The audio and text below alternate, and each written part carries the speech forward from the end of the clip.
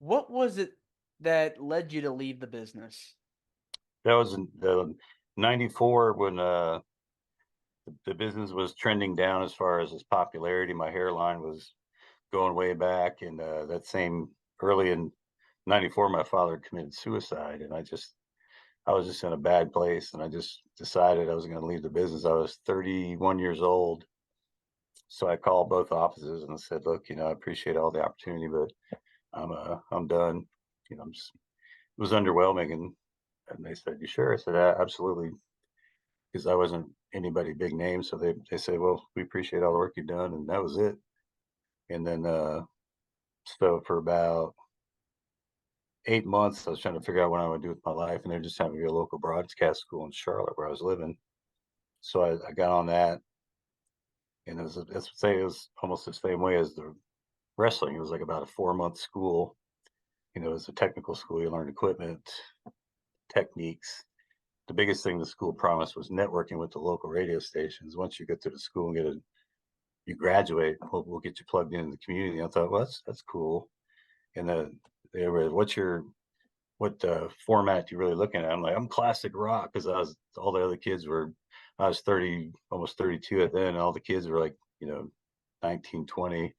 They want to do hot AC or, top 40, whatever, different stuff, hip hop. And they're like, well, we never had any success with this station. I was like, that's where I want to go. And they're like, okay, well, we'll do our best. And I was bouncing to make money on the weekends, and it was a live venue, a lot of live rock acts, and the radio station I like was doing a promotion there, broadcast. They all come in the front door and they're like, "Oh, with the radio station." I'm like, "That's cool. You got to stand over here. I'll get you in a second." They're, "You don't know." I'm like, "Wait a second." So after I got them over, I went over and said, "Who's in charge? Who's the boss?" And they pointed at him. I said, "Hey, man, I'm in broadcast school. I want to be an intern. Can you give me an internship?" He goes, "What makes you think you can do it?" I said, "Dude, just give me a chance." He gave me his business card, program director, and I called him on Monday. He didn't remember. I said, "Dude, I was the one at the bouncer. Oh, yeah, you're that big SOB. Come on down this day and I'll talk to you."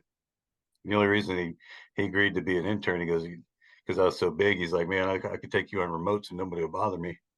But I ended up working there 400 hours of intern stuff, doing remotes and, you know, all the food they bring to remotes. I'd squirrel away some so I could have something to eat. But I became their field operations director, which you go out and set up all the live broadcasts. Then I became the promotions director and eventually an on-air jock. And the same way I Forrest got my way into the wrestling business at the exact best time with the best talent. The same thing in radio. The station I was at was WRFX, and the morning show was John Boy and Billy, and they had 138 affiliates. They were a flamethrower. And I was Wow. like, and everybody's like, "How did you get this radio, the schools, like the broadcast schools? Like, how'd you get there?" I said, "Man, I just went up to the program director and said, I want your business card. I want an internship." So ended up working there about 15 years. Met my wife there. And then when we were pregnant with our son, um, the business was trending down about the same time. And the kid they hired to be my boss was making a lot less money than me. And I was like, oh, I could see the writing on the wall. So I left there and went to work for a nonprofit, Big Brothers Big Sisters, which is a mentoring organization. Went down, filled out the application, did all the paperwork, and they said, "We're going to match you with a child based on the same interests." And so they had a meeting set with this little boy named Michael. He was 8 years old, and his big thing was he liked art, and I did too. And so they matched him, and he looked like my son. He was, little redheaded kid with freckles, and he sat down. But I started mentoring him, and I, today he's probably, I think he's 30, 31 years old. But it was the neatest experience for me because it gave me an idea of what it was like to be responsible for a younger person. So it's looking at it from a vantage point of one day I'll be a dad. How do you raise a kid? And Michael's story is heartbreaking. He was 6 years old, hanging out with his dad playing golf, and his mom took his twin sisters shopping. They came back from the golf course, and Michael's hanging out with his dad.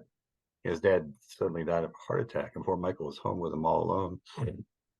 So he had unpacking all the feelings and trauma he had with that, and just building a relationship with that boy strengthened my understanding of what true love and compassion looks like. And we became like best buddies. I was able to take him down to radio station. He was my best man at my wedding, and I taught him how to drive, and we speak periodically on his birthday. But I would love to see him because I'm used to hearing his little Michael voice, like, "Hey, Tommy," to "Hey, Tom, how you doing?" I'm like, "Oh man, you're a man." That's crazy.